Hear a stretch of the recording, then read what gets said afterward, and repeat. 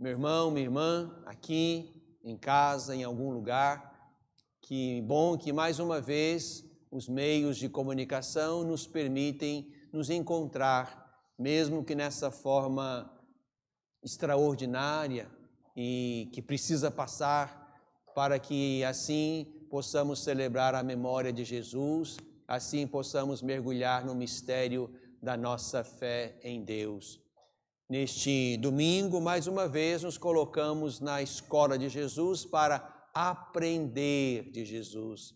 E esta é exatamente uma palavra que se destaca no Evangelho: aprendei de mim, aprendei de mim. Nós, como discípulos, queremos aprender do Senhor. E a palavra de Deus é exatamente esse lugar no qual Deus forma o nosso coração, a nossa mente, a nossa alma, a nossa vida, a nossa história neste mundo. Podemos começar hoje, com esse belo texto de São Paulo aos Romanos. São Paulo, na carta aos Romanos, trabalha, digamos assim, um duplo conjunto de palavras que vão aparecendo ao longo do texto, carne e expressões, para falar de dois modos de organizar a vida.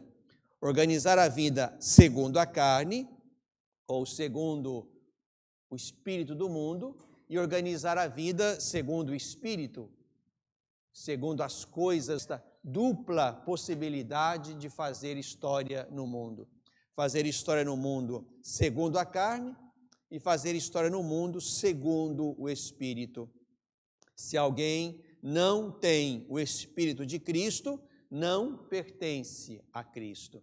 Aqui, certamente, pensar o Espírito é pensar o Espírito de Cristo, que nos ajuda e nos motiva a ser como Cristo e a viver a vida de Cristo. E aqui está o novo que se põe sobre aquele que tem fé e é batizado. Esse se torna criatura nova. Portanto, não é um mero existente no mundo, mas é alguém que está no mundo pensando as coisas do alto e construindo a sua história no mundo, a partir do alto, a partir de Deus, a partir de Jesus. Interessante esse versículo final aqui de São Paulo. Se viverdes segundo a carne, morrereis. Mas morreremos todos. Vivendo segundo a carne ou segundo o Espírito. Aqui, certamente, Paulo não está falando da morte biológica, porque a morte biológica nós a experimentaremos todos, independente. Se pelo Espírito matardes o procedimento carnal do mundo, da terra, então vivereis. Porque esse outro modo de construir a vida no mundo, segundo o Espírito, nos põe na perspectiva de Jesus, nos põe na lógica da salvação, nos põe no caminho da vida.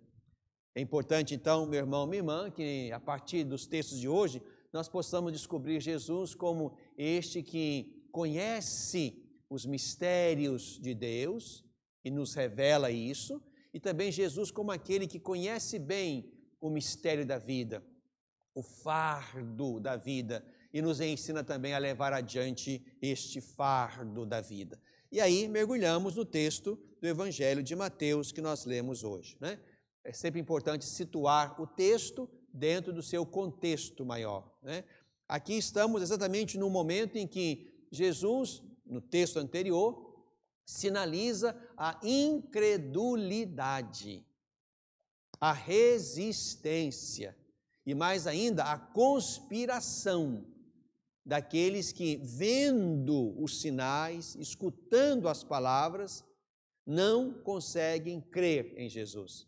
O texto anterior, digamos, é uma condenação àquelas três grandes cidades, Betsaida, Cafarnaum, e essas três cidades que Jesus então condena porque viram os sinais e não creram, é exatamente aí logo depois desse texto que está aqui essa passagem de hoje, onde Jesus então vai sinalizar que aqueles que viram, aquelas autoridades religiosas que sabiam do poder de Jesus e não davam o passo da fé, tem em contrapartida, esse grupo que não crê, tem do outro lado um grupo de pequeninos. Aqueles a quem Deus fala ao coração, aqueles que são formados por Deus mesmo. Eu te louvo, ó Pai, Senhor do céu e da terra, porque escondeste estas coisas aos sábios e entendidos e as revelaste aos pequeninos. Aquilo que os grandes, os sábios, os entendidos, as autoridades, os manipuladores da lei e da religião não eram capazes de perceber, os pequeninos, os que estavam com o Senhor, os que se deixavam formar por Jesus, esses então compreendem e penetram o mistério destas coisas. Isso aqui é bonito porque estas coisas se referem primeiro ao mistério de Deus, que Jesus logo em seguida vai dizer que Ele conhece. Tudo me foi entregue por meu Pai. Ninguém conhece o Filho senão o Pai, e ninguém conhece o Pai senão o Filho, e aquele a quem o Filho quiser revelar o Pai. Jesus é aquele que conhece o Pai, que está em comunhão com o Pai, que fala as coisas, os mistérios do Pai, para dizer que se nós queremos ter acesso a Deus, esse acesso a Deus se abre para nós a partir de Jesus, em Jesus. Esse pequeno versículo nos põe muito próximos de São João, no capítulo 17, sobretudo, onde Jesus fala desse mistério de comunhão entre Ele e o Pai. Eu e o Pai somos um.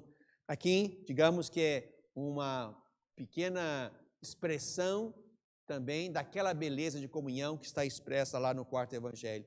Mas então, Jesus é aquele que conhece os mistérios do Pai e revela isso a quem for capaz de ouvi-lo, de aprender com Ele, de permitir que seja Ele e não outros que revelem Deus. Portanto, meu irmão, minha irmã, conhecemos Deus, temos acesso a Deus, não por meditações, não.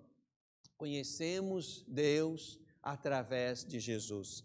É Ele que conhece o Pai e revela o Pai a quem Ele quer revelar. Portanto, o nosso caminho de acesso a Deus passa necessariamente por Jesus. Ele conhece os mistérios do Pai. Mas, para além disso, Jesus também conhece os nossos mistérios. E os pequenos também são aqueles que em Jesus conhecem o Pai, mas também em Jesus compreendem o mistério da sua própria vida. O texto que segue também é bastante bonito e forte. Vinde a mim, todos vós que estáis cansados e fatigados sob o peso dos vossos fardos, e eu vos darei descanso. Tomai sobre vós o meu jugo. Portanto, há um jugo. Tomai, encontrareis descanso. Meu jugo é suave, meu fardo é leve. Meu irmão, minha irmã, estar no mundo, estar na história, implica num fardo. Nós somos responsáveis pela construção da nossa história. Nós não somos pedras ou seres inanimados que vão permanecer só e tão somente naquele lugar onde foram colocados, se alguém não os tirar dali e levar para outro lugar. Nós não somos assim. Nós somos responsáveis pela nossa vida, nós fazemos a nossa história, nós precisamos tomar decisões, nós fazemos um caminho neste mundo. E aqui entendemos, portanto, que há um jugo, há um fardo. A pergunta é, ou a questão é, que jugo ou que fardo é o nosso? Eu posso levar o jugo errado, o fardo errado. Quando Jesus diz que, de fato, devemos tomar sobre nós o jugo dele, é para dizer, meu irmão, minha irmã, que o jeito de fazer história nesse mundo, de tomar sobre nós o peso das decisões, o jeito de fazer história é fazê-la como Jesus fez. De modo que os nossos valores, nossos critérios, nosso jeito de olhar o mundo, olhar a natureza, olhar Deus, olhar os outros, precisa ser o jeito de Jesus, que também implica num jugo. Tomar o lado de Jesus, vai implicar num juízo sobre nós. Tanto é que a experiência da fé trouxe perseguições, trouxe morte, trouxe martírios. A experiência da fé cria mal-estar naqueles que não creem. E mais do que mal-estar, cria oposição, porque aqueles ali que não acreditavam em Jesus planejaram a morte dele.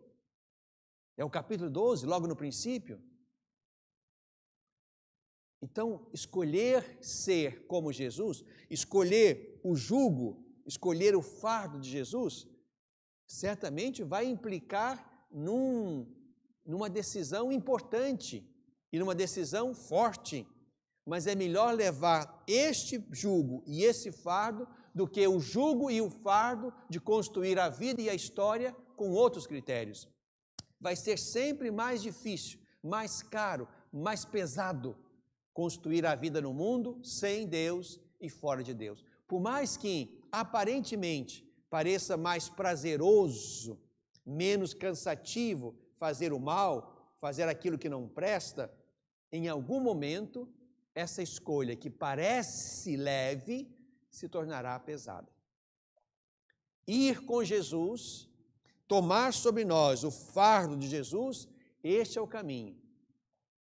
Que vai ter fardo, que vai ter jugo, mas é um fardo e um jugo que nós levamos porque sabemos que aqui, nesta opção, Deus está conosco. Santo Agostinho dizia que aquilo que desagrada a Deus, desagrade a nós. Por isso, se nós escolhemos o caminho de Jesus e tomamos sobre nós a cruz, e ele mesmo vai dizer isso, quem quiser ser meu discípulo, tome a sua cruz e me siga. Haverá uma cruz que é minha, haverá uma cruz que é sua, haverá uma cruz que é de cada um. Mas tomar a nossa cruz atrás dele, de modo que ele esteja conosco. Que nossas opções e nossa história sejam dignas de Deus, a ponto de Deus se fazer nosso companheiro, nosso sirineu, aquele que nos ajuda a levar a cruz de cada dia, porque essa cruz nos põe na perspectiva, na lógica, na direção dele. E é exatamente aqui que entendemos o que seja o humilde, ou quem seja o humilde. O humilde é aquele que, vazio de si mesmo, se deixa encher ou preencher de Deus. Este é o humilde. É aquele que esvaziou-se de todo o egoísmo, de toda a autossuficiência, de toda a onipotência. Esvaziou-se de si mesmo. Não para deixar de ser ele, porque isso seria bem complicado do ponto de vista humano. Como se eu tivesse que me renunciar para ser o que Deus quer de mim. Mas aqui se trata de entender que aquilo que Deus quer de mim é o melhor. Ou para dizer ainda melhor, é o que eu tenho que ser, o que Deus quer de mim. O humilde é aquele que esvaziou-se de si mesmo e encheu-se de Deus. E tornou-se como Deus, no sentido de que é o que Deus queria que ele fosse. Este humilde e manso de coração que Jesus é, realizando a profecia de Zacarias, e essa profecia nós a celebramos já nesse ano, na entrada de Jesus em Jerusalém. Jesus é aquele que vem ao encontro do seu povo, ele é justo, salvador e humilde, montado no jumento. Ali se fala de um rei que vem sem poder de força, mas cheio de humildade e por isso cheio de Deus. Este é Jesus. Esse é o Messias humilde e simples que Jesus é e nos convida a segui-lo. Aprendei de mim. Aprendei de mim. É isso, meu irmão, minha irmã, que a Eucaristia desse domingo pode e quer gerar em nós. Um coração manso e humilde. Um coração esvaziado de toda a pretensão humana, de todo o critério terrestre, da carne, para usar a palavra de São Paulo, mas um coração, portanto, cheio do Espírito de Deus, que nos ajuda, esse Espírito, a tomar decisões, a fazer histórias aqui no mundo, mas histórias e decisões que tragam Deus para perto de nós. histórias e decisões que nos coloquem no caminho de Jesus.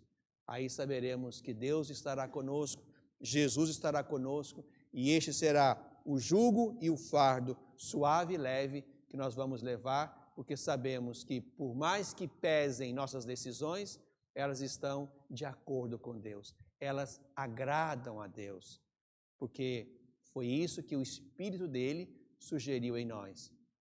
Então, que a Eucaristia de hoje nos ajude a ir na direção de Jesus e que a nossa prece seja exatamente esta, como fazemos muitas vezes. Jesus, manso e humilde de coração, fazei o nosso coração semelhante ao vosso.